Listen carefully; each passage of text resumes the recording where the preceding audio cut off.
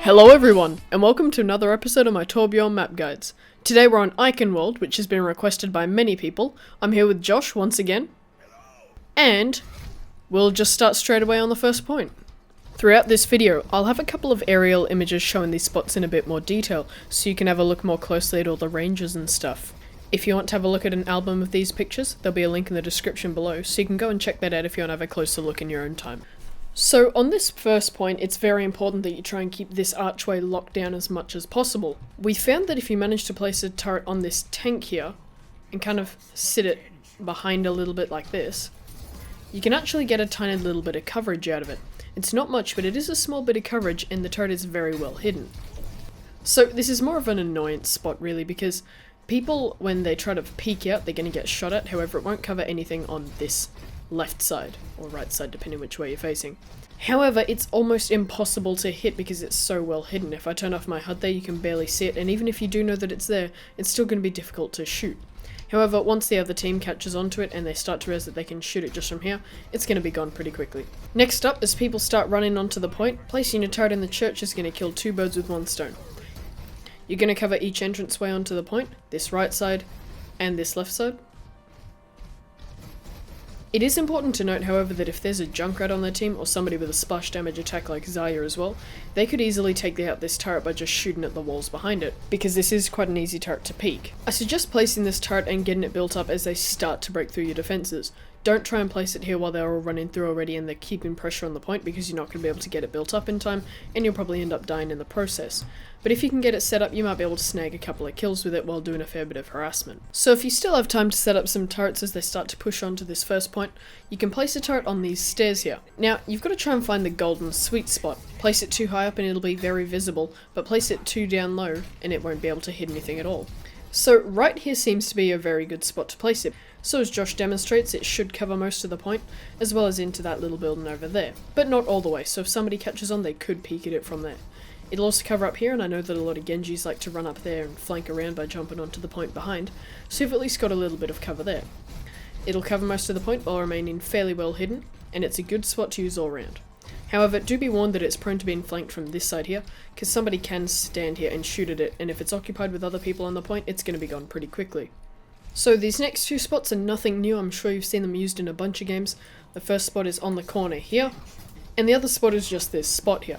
I'm not going to cover them since I'm sure you've seen them used in every game possible, so I'm just going to leave you with a couple of aerial images to show these spots.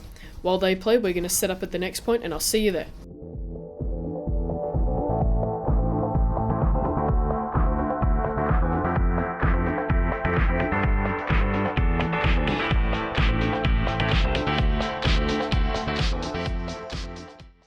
So as they've capped the first point, it's a good idea to get a level 2 turret set up while it's smashing through those gates here. I like to place a turret up here because as people come through these main gates, they're going to get shot at from a pretty high up angle. You have the height advantage, which means that cover over here isn't going to do anything for them, they're still going to get shot behind it. However, being so high, it is going to have a steep angle of attack. So if you stand too close, you can actually get away with not being shot. You should be able to get a couple of easy kills with this turret spot. Now, if you don't want to give away that you have a turret set up immediately, you can come back here and place a turret right behind this ledge here. So placing a turret there won't do anything as they're coming around this corner. So while they're coming around this main bend here and they're focused on shooting at your team from the front, your turret's going to be hitting it from behind, which means that it'll be putting out a lot of damage and you should be able to get a couple of kills. However, a lot like the other spots I mentioned, it is prone to being flanked because once they find out where it is, they can probably take care of it pretty easily. Another great spot to place it is on this little stair slope behind the bridge. And this is going to cover people as they walk across the bridge through all the little gaps there. It's well hidden and it'll do a good job of pumping out a bit of damage, and it might take them a little while to realise where it is. However, once they find out where it actually is situated, they can stand up there and just peek shot it. So as you can see, as Josh runs across the bridge like Frozone, he's going to get shot at.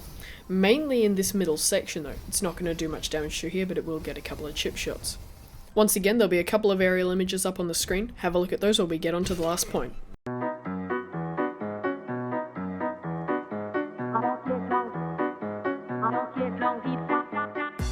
So once they've inevitably pushed through to the last point, it's a good idea to get a turret set up as soon as possible so that you don't have to worry about having it built up as they come through these first doors. Because of the way this area is shaped and you don't want your turret to be able to be out-sniped, I like to place a turret up on this balcony here. So placing a turret here is going to do a pretty obvious job. It's just going to focus fire this entire central area and keep a check on anybody that's trying to flank around behind you.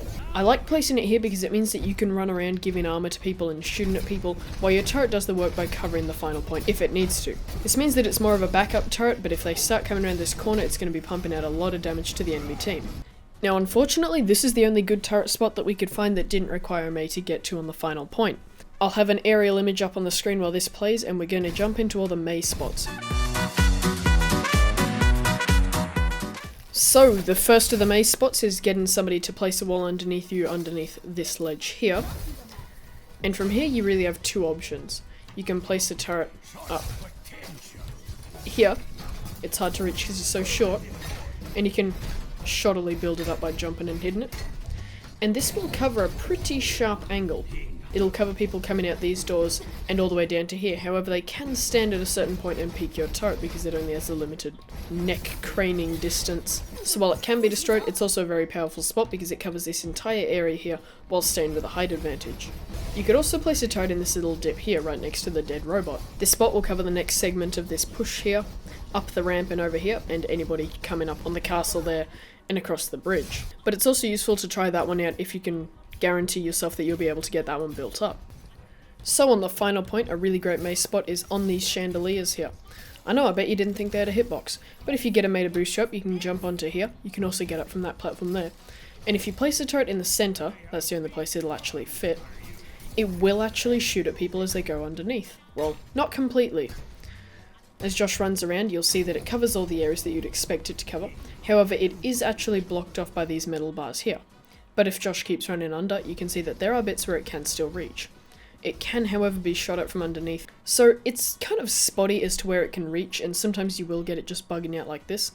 But it is a good spot to use because it's high up, it's kind of hard to hit, and it'll be a nice surprise for them. And the final maze spot for this tourbillon guide is on this balcony up here. This spot's one of the most versatile maze spots there is, since once you get up here, you can place it wherever you want along this side, or even this side, if your heart desires. It's pretty useless, but if your heart desires it, follow your dreams.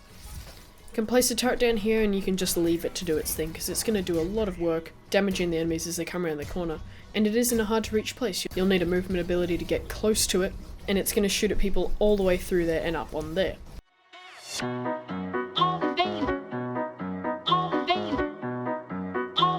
It's just too bad when your eyes go again.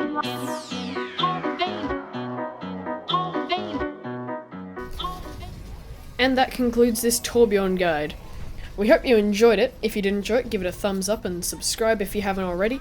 I've got plenty of other guides on my channel that I'm sure you'd enjoy if you enjoyed this one. Leave a comment down below of what you want to see next. I can really do whatever guide you want me to do, and I'll give it my best shot, so leave a comment. If there's something you want to know, just, yeah, write it down.